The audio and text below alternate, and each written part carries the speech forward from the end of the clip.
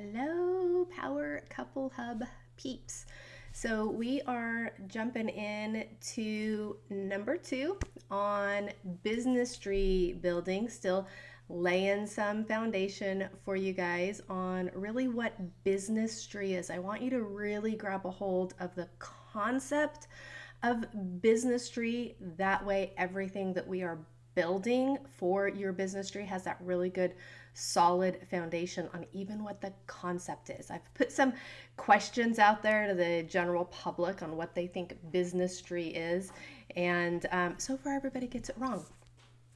So I know it's something that we really have to lay the solid foundation on. So one of the aspects, one of the main aspects of building a Businestry is really, learning what your passion is, what your design is as a couple, your co-mission, right? And marrying that with some concepts that we're going to be talking about as far as entrepreneurial concepts. So when you do what you love, success is going to find you simply because it's a cause and effect. When you do what you love, right, the Lord gives us the desires of our heart. In other words, the desire that is in your heart is actually planted there by the Lord. And anything that He commissions you to do, He gives you the resources, He gives you the blessing, right? So, Proverbs 10:22, it's the blessing of the Lord that makes rich and He adds no toiling to it. When we really dive into this scripture, it is really about finding the very thing that the Lord wants to bless for you. So when you discover that thing and you stick with it and you build it, right? So we think about the parable of the talents. What has been given to you? How have you stewarded it, built it, and the whole 9 yards? Then success is going to come. You almost can't stop it. Then what I put on here is when you actually do it with the one you love, right? So as a married couple, and I know we've got some singles in this group, but I'm going to show you how you can start building and developing this in preparation. But when you do it with the one you love, then legacy will follow. And that is just huge. So the 4 things that we are going to go over in this teaching fairly briefly, because I've always promised I'm going to keep things kind of simple for you guys, is 1, the entrepreneur, finding your passion, building your skills, and then your co-mission. So those are the 4 things that we're going to touch on today. So the first thing, the entrepreneur. So what I want you to understand is that entrepreneurship is defined as the pursuit of opportunity beyond the resources currently controlled. Now, this is actually a definition by Harvard Business School, Harvard Business Study. So entrepreneurship is defined as the pursuit of opportunity beyond the resources that are currently controlled.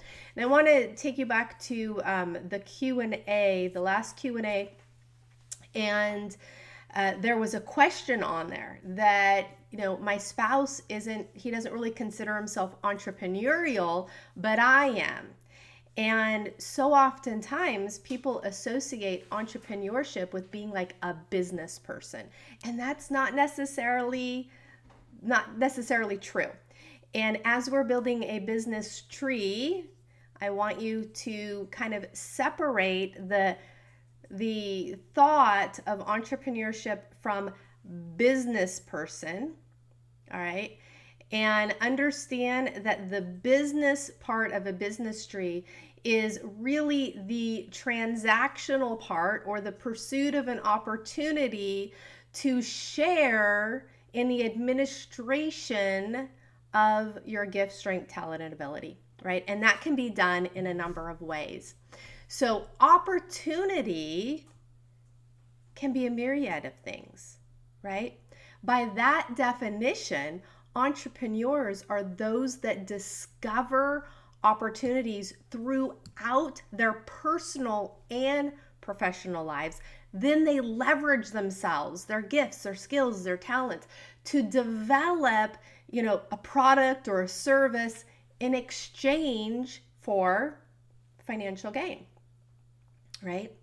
So financial gain doesn't necessarily mean you're 8 or 9 figures. You could be perfectly happy with 4 figures. I don't know, but it is a transaction that actually in the kingdom is really necessary for blessing. We'll get into that another day. Because of this, I want you to begin looking at entrepreneurship with a different lens.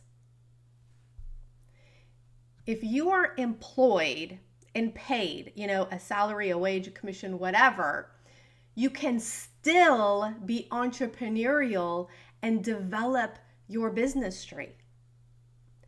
For example, if you can identify a problem, an obstacle, an improvement, whatever, right, etc., in your current place of employment, okay, so I'm talking to those that have a W-2 job, right? I want to show you how you can be entrepreneurial.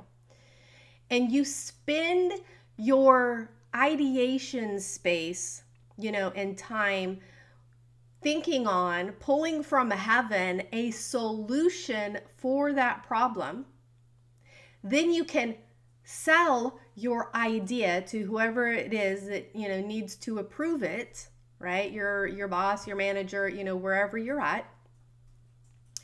If you do this enough, you begin to become the solutions person, and they begin seeking you out.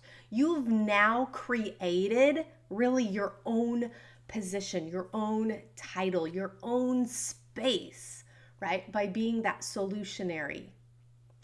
They will begin seeking you out, and that is a great opportunity with a lot of potential.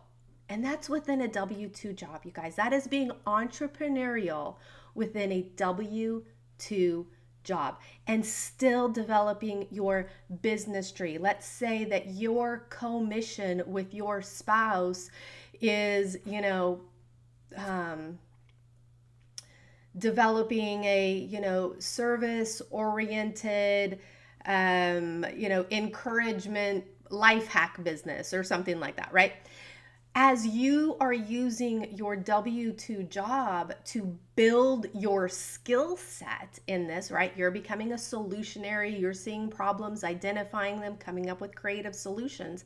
You're actually building that skill, that muscle, so that you are going to even be better at helping your spouse do it within your businessry. So you're operating in your businessry. It's kind of like going to the gym, right? We go to the gym and it actually does benefit our whole life. We don't just benefit within the gym, we benefit within our whole life. So operating entrepreneurial in your W-2 job doesn't just benefit your W-2 job, it actually affects your entire life.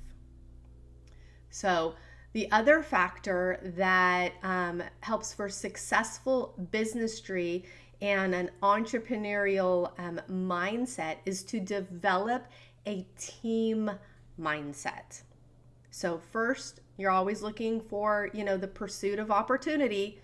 And then the second thing that I want you to really grab a hold of is developing a team mindset. Now, this might be a little odd for some people, especially in our culture right now. I'm going to try not to rabbit trail on this because I'm really passionate about it. One of the worst mindsets and culture words developed in this last decade, in my personal opinion, is that of a solopreneur. The me, myself, and I mindset. That is going to hinder you more than any other single factor, in my opinion, in building a business tree. First of all, it's totally not kingdom, right? We are not supposed to be islands unto ourselves. I mean, even Jesus sent them out 2 by 2, right? And that is a team. That is a team. And even if one is leading and the other is following, it is still a team. There is never a good time to be fiercely independent but interdependent, especially in building a business tree. Even if you do not have like the finances to pay someone to help you, right? And have a team that way, like by hiring someone, or you don't desire to have a quote unquote business partner brought in, you still have to develop a team mindset. So for those of you that are married, obviously your spouse should be your number one team partner. We're developing power couples, so that is absolutely a necessity. Doesn't mean that you guys are doing the same thing, but they're still on your team, right? So teams oftentimes aren't doing the same thing. You might have somebody working in media, and then you in developing, all your tech stuff, and then somebody else over here doing, copywriting, marketing, advertising, public relations. I mean, there's a lot of different pieces that make a team work together. So don't think that you and your spouse have to be doing the same thing. Oftentimes in commission, you guys are doing very different things, but it's still targeting the same mission. So you still need to be looking at, you are operating as a team. Now, for those of you that are single in this group, then look for a support friend, right? If you can't afford somebody, you can't, even if you just pay Fiverr and you're like, Fiverr is my team right now. So I pay $5 and I, got a logo created or something. Then you are developing that team mindset. I don't operate alone. I have a team. To whatever degree, you guys, like I said, even if it's Fiverr, all right? Even if you have to, look as Power Couple Hub as part of your team, which actually you should, because we should be here supporting each other. So it's part of your support team, and super, super, super important. So the other thing that I want to touch on for the singles, because you may not have your alpha mate yet to build a business tree with, but you can begin to hold space for them. So for you, I want you to begin imagining your spouse that is already with you, right? And start building your business tree, holding a space for them. This is just kind of a mental mindset thing that is actually going to then kind of like that law of attraction, whether you believe it or not, it exists, but it will actually begin to develop that space for them and theoretically draw them there. So I want everyone, this is your homework for everyone, that's going to help begin to formulate the mindset around the pursuit of opportunity and the team mindset, is to start holding board meetings with your spouse or future spouse. Practice. This is going to develop that team mindset. You can do it every week. I mean, some people will do it every day if you want to do it every week. I want you to start thinking like the CEO, COO, CFO of your co-missioned business tree. And yes, I realize that, maybe some of you don't even know what your business tree is, what your commission is. Some of you don't have a spouse yet. It's okay. I'm not looking for that foundation to be laid right now. I'm looking for the team mentality and mindset to be developed right now. And a great way to do that is to start having board meetings. Start discussing what needs to get accomplished. Start discussing,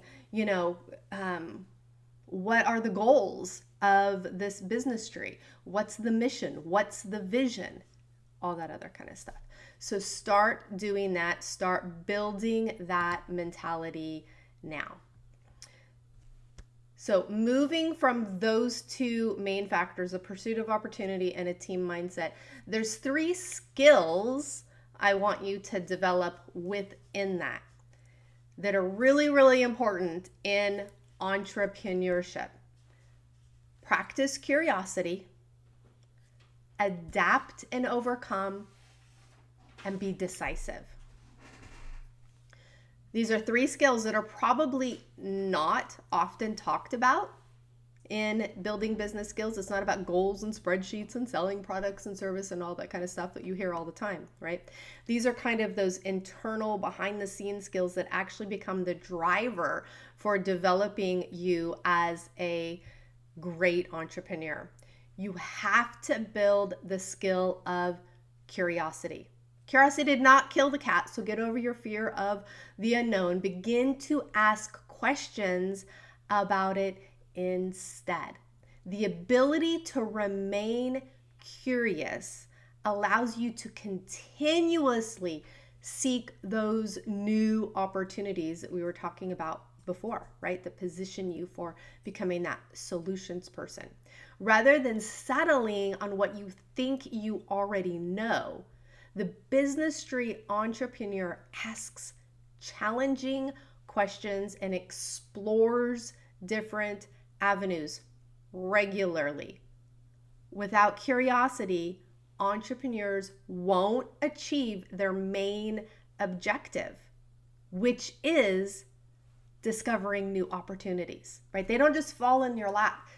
They actually have to remain curious and seek them out.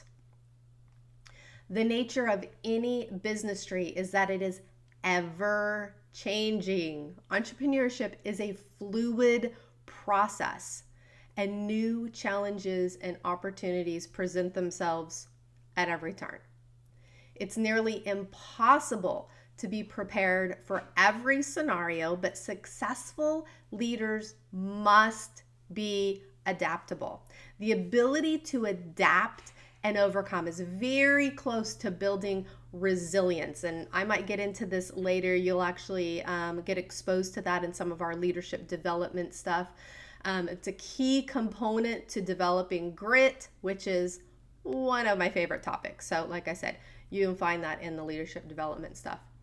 The last skill we're going to talk about for your Businestry building module this month is decisiveness.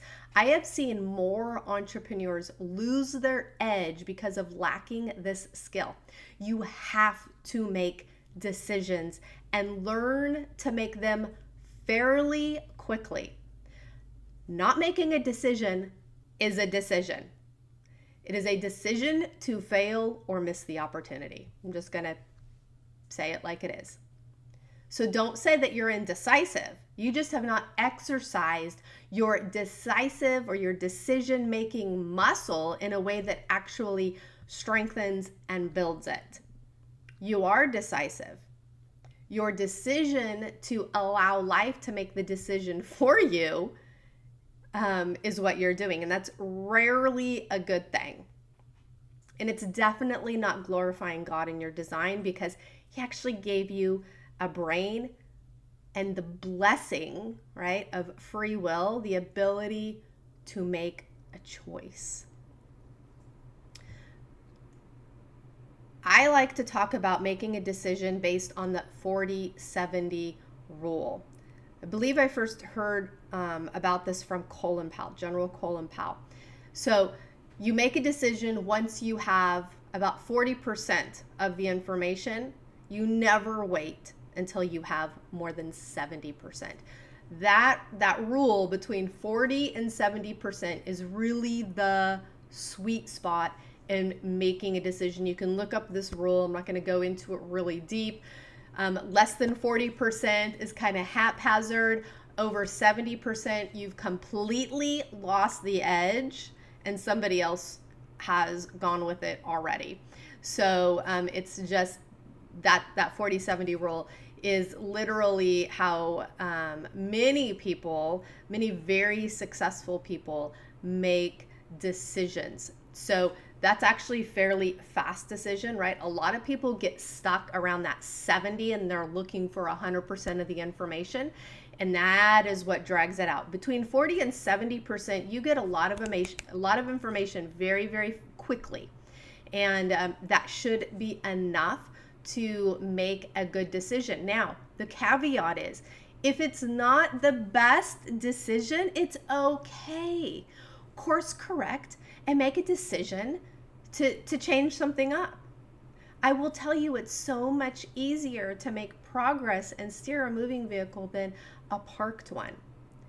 And if you start making decisions based on this 40-70 rule, making fast decisions and then just correcting them, if it's not the best decision, stop waiting for the best decision and just make a decision, because a decision is better than no decision or allowing life to just happen to you.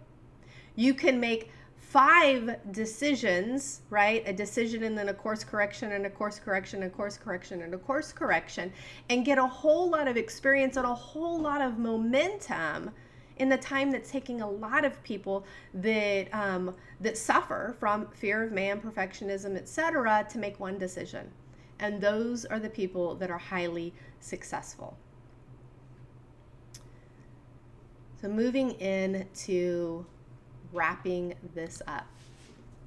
It's a quote by Peter Drucker.